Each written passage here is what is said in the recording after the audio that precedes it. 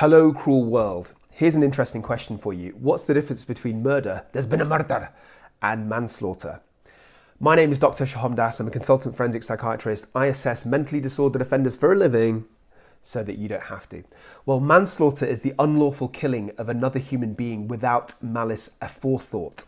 So this means that the killing wasn't intentional, but rather was the result of recklessness or negligence. So for example, manslaughter might be accidentally killing somebody if you're driving whilst you're intoxicated, or you're cleaning a gun and you accidentally let it off and you shoot and killed somebody.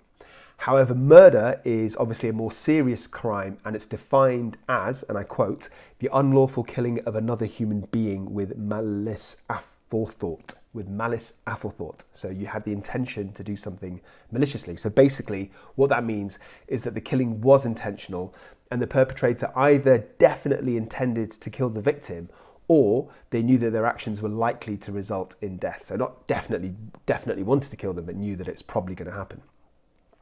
So for example, if somebody accidentally shoots and kills his friend while cleaning a gun, that would be manslaughter. A person who intentionally sets a fire in a flat knowing that there are people inside the flat, that would be murder. So why is this important? Well, it's relevant to a judge because murder comes with a mandatory life sentence. So whatever the judge thinks about the circumstances, they have no legal choice but to impose a life sentence. Just as a quick aside, a life sentence isn't, as many people think, the same as a whole life order. Whole life order means you go to prison and you never leave prison, you die in prison.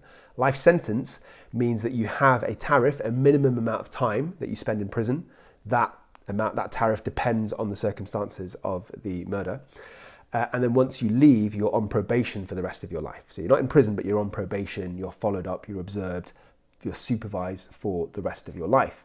Whereas manslaughter is at the judge's discretion. So it's very rare, but it can be that the judge actually acquits or doesn't have any kind of sentence, or it could be actually a life sentence and anything in between. So the judge would be looking at mitigating circumstances. For example, if it was, say, a woman who had battered wife syndrome and she killed somebody in the heat of a moment when she was trying to defend herself, then I think the judge would be sympathetic.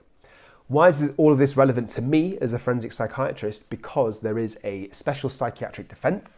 It's called diminished responsibility. You've probably heard the phrase, and that changes murder to manslaughter. So typically, if I assess somebody who's got a severe mental illness, for example, schizophrenia, and they killed somebody, but crucially, they weren't able to control their actions at the time, so they were hearing voices, or they had these delusions where they believed that they had to kill that person for whatever reason.